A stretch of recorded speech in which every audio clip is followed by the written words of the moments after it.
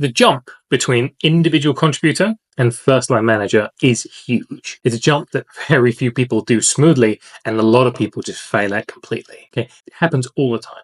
You promote someone based on their technical expertise as an individual contributor, and then as soon as they have interpersonal demands, as soon as they have to actually manage people, it's a completely different skill set. And there's absolutely no guarantee that being good as an individual contributor will make you a good manager. Okay, first line management requires certain behavioral characteristics, and not everyone has them in sufficient amount.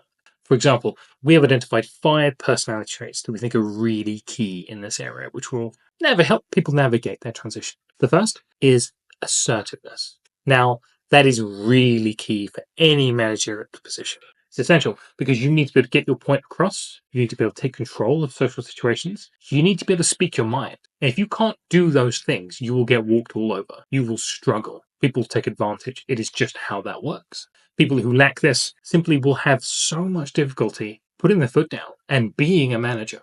So lacking this is a serious problem. The next is the trait that we call drive. They need to be driven. Managers have to be driven. They need to be what we'd call industrious from the academic literature. They need it. They need to drive the team forward, because if they're not driving the team forward, it's not going anywhere. Okay?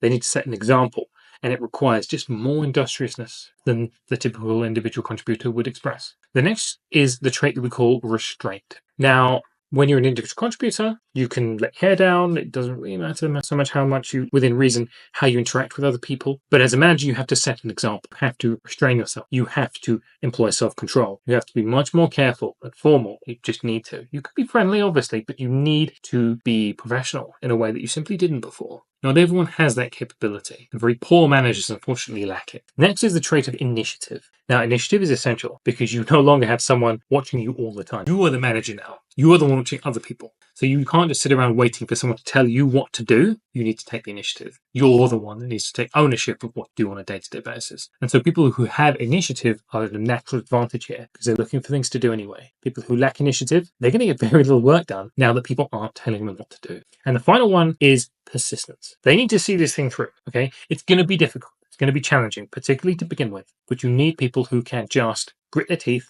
and press on. They see things through to completion, even if it's hard, even when it's difficult. You need people with that grit, and persistence is a very good indicator of that.